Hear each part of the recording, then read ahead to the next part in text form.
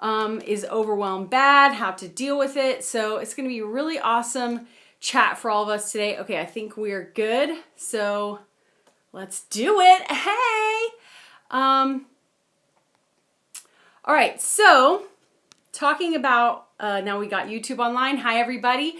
Okay, guys, so as you know, what I'm going to do is go through today's tip. We're going to talk about overwhelm and how to stay focused when you're spread too thin, because last month we talked about goal setting, and hopefully now all of you guys, you're starting to, I feel like it's like really bright in here.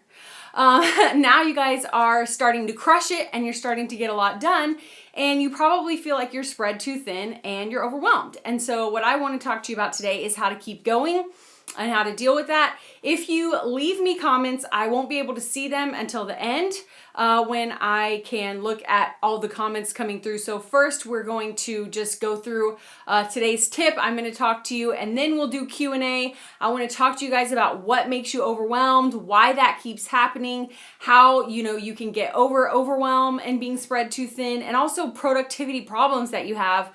I know someone wrote in already asking me about some of my productivity hacks, and that's what we'll be talking about today. So first, I want to discuss, what to do when you're overwhelmed and you're spread too thin.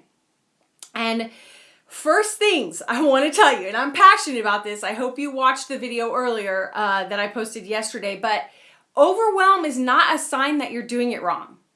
Okay, if you're watching this right now and you feel totally spread thin and stressed out, that is not a sign that you're failing. I'm passionate about this because people think that if they are, starting to feel really behind and, really overwhelmed, that they must be failing and they must be doing it wrong. And that's just not the case. Like I said in a previous live stream, I think, guys, the people we respect and admire that achieve world-changing things, they get overwhelmed. I mean, it happens, obviously. I think that it's a given. The difference is that they don't let that allow them to stall out, stop being productive, and to quit. Okay. So step one, when you're feeling overwhelmed, is to realize this does not mean I'm failing. Step one, you are still a rock star. It does not mean you're failing if you're overwhelmed. Okay.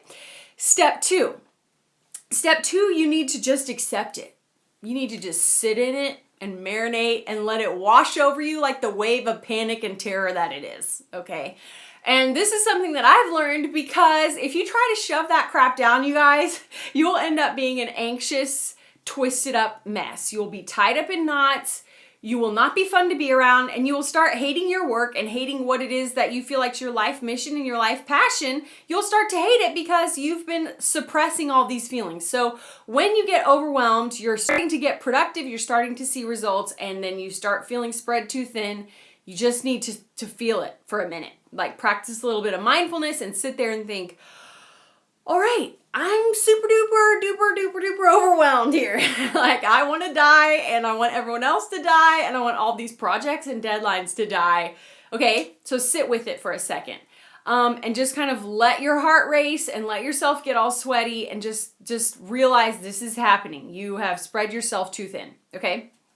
Then the next thing you're going to do is you're going to sit and look at your current lists. You're going to look at what you're trying to accomplish that day, that week, that month, and you're going to figure out what was the trigger. So I want you to ask yourself, okay, an hour ago, I did not have a wave of panic. So what happened in the last hour that sent me into a tailspin? Or you could say, well, yesterday I had the same amount of deadlines, but and everything was pretty much the same, but I didn't feel like this. So what happened between yesterday and today that today I'm in a panic? Okay. And sometimes it's just that your deadlines are closer. Like, that's a logical, assumption. But other times it's that, someone asked you to like your spouse asked you to pick up something at the store, and like suddenly that sent you over the edge. We've all been there. And that is a sign that like you're at your max. Okay. So ask yourself, okay, how come this panic is settling in right now? The next thing you want to do is you want to think about what you can change to make your day list, your week list, or your month list more manageable. Now, here's the thing. I am a huge, big fat believer that we are capable of way more than we think. So I I almost hesitate to tell you to reassess your to-do list or to pare down what you want to get done. But this is in a moment of overwhelm, okay? So this is not like you're going to cut back on all of your goals for 2017. This is you're going to change the method that you're trying to do in this week. So, maybe like for me personally, I'm behind on my weekly emails because I've been focused on the monthly content, which I printed out. I tried to print out. It didn't print out. Didn't print out. The magazine this month, you guys, has multiple worksheets, like actual fill-in worksheets and checklists on productivity. And so I've been really focused on making a great magazine this month. I've also been doing some other top secret stuff I can't talk about yet. That's really exciting. And so I've been behind on my weekly emails. That doesn't mean I give up on my email marketing strategy. Okay. That means that right now I can't do it once a week. Maybe I need to just go, email all my peeps and say, hey, we're going to every other week, that sort of thing. It doesn't mean you give up on the whole mission. It just means you change the method for that week or that month to help you get to a state where you can be productive again. Okay. And so then this is the key, you guys. I want you to look at all of these lists, look at all the things that you're trying to juggle and ask yourself, which one of these makes me want to quit? Because, for example, I don't do Snapchat. And I rarely do Instagram unless I'm traveling and I'm doing interviews. Then I do behind the scenes stuff on Instagram that people want to see, when I go do a celebrity interview and there's behind the scenes cool stuff. But for the most part, I'm not trying to do these funny things on instantaneous type stuff every day. You know why? Because I started to do that and I could feel myself wanting to just throw in the towel on everything because I was so overwhelmed trying to come up with daily, snaps in addition to all my weekly content. I'm writing multiple articles a week. I'm editing video.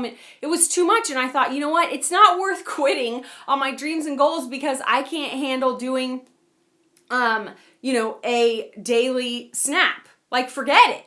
So I don't Snapchat anymore. And even though it was fun, I realized it was draining me. And it was making it harder for me to write articles and do creative work because I was trying to be creative in my daily snaps and like the return on investment was just not very good.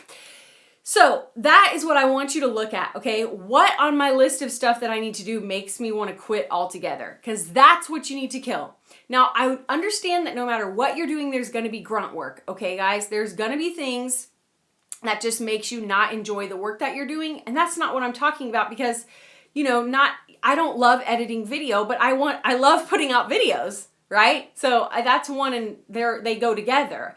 But like the things that I really detest that I think I cannot do this anymore, I'm going to quit. That's what I need to cut out of my either the content that you're producing or if there's like something at your job, there's one particular part of your career and you've worked your way up in your career for 10 years and you're thinking about changing industries. Whoa. Like, calm it down. All right. Instead, let's take a look at your daily job and what are the parts that have made you think you want to bail on the 10-year investment you've put into your career. That's the kind of thing you have to think about, you guys.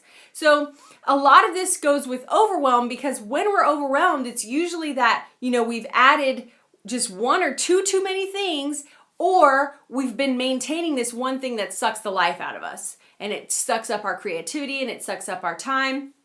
So that's what I want you guys to think about when you get overwhelmed. Okay. So there's one question someone asked me before, and then I'm going to jump into all of your questions. I am going to have to go get my toddler's tablet because I forgot to grab it before I started live streaming, and that's the only way I can see your comments, except on YouTube. I think if you guys comment, it'll pop up.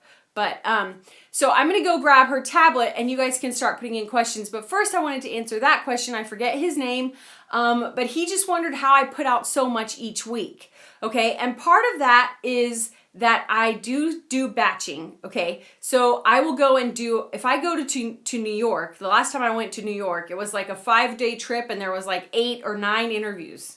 That's my biggest bang for my buck when it comes to batching because I'm exhausted. I don't get to see any of the city. I'm working on the plane. I'm working until I fall asleep. I'm working the second I wake up to get these interviews polished, to make sure I've done my research, to practice my questions and all that stuff, and then actually sit down and do the interviews. pack up my gear, take my gear in my Uber to the next interview. But then, like right now, throughout, I took half of December off and I haven't done any traveling in January because we are fully, we have our production already done because I did that batch of interviews, which was in November. So that's a big one, because if I were traveling every week, there's no way I could produce the content that I'm producing. If I were traveling to do those interviews each week, it would not work. Okay. The other thing that's really interesting about that is and this kind of gives you a hack into my personal process for writing as much as I do. When I go do an interview, back in November, when I got back, I pulled the audio from those interviews and sent them away to be transcribed right away.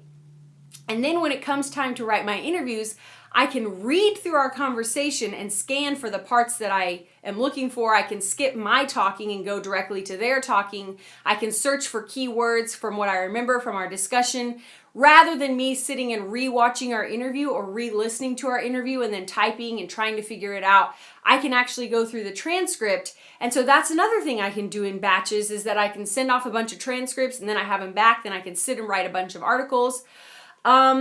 And then I want to be totally honest in that I get a lot done at the last minute. Part of being productive, you guys, especially super productive, like you want to put out a lot of work and do good work, is knowing how you work best. And I need pressure to work well. And so there are a lot of times I do stuff right up until the deadline. I mean, every week that happens. My hair is falling out. It's distracting me. Every week I am pushing myself right up to the deadline because I need pressure to work well. That's like kind of the performer in me. Like when the camera turns on, I can do it.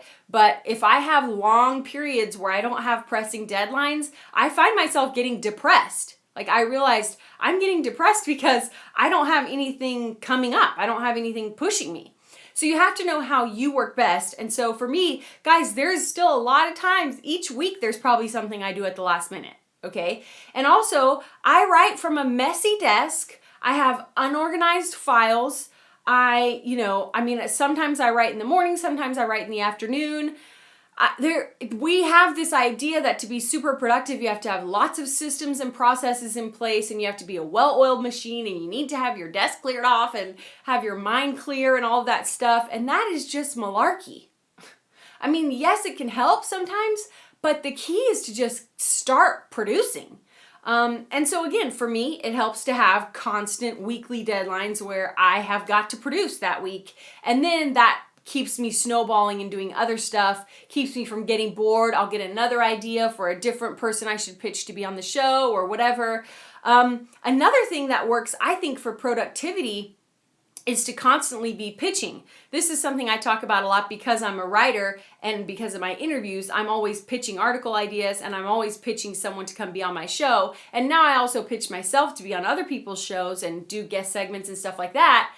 All of that pitching, that forces when they come back as yeses, suddenly you have, something on the horizon, something to look forward to a month from now or a week from now. It keeps you sharp in how you talk about yourself and how you talk about your work. So another thing for productivity, you guys, that I think is really important is having things on the horizon, constantly having things that you're working towards and that you're pushing towards.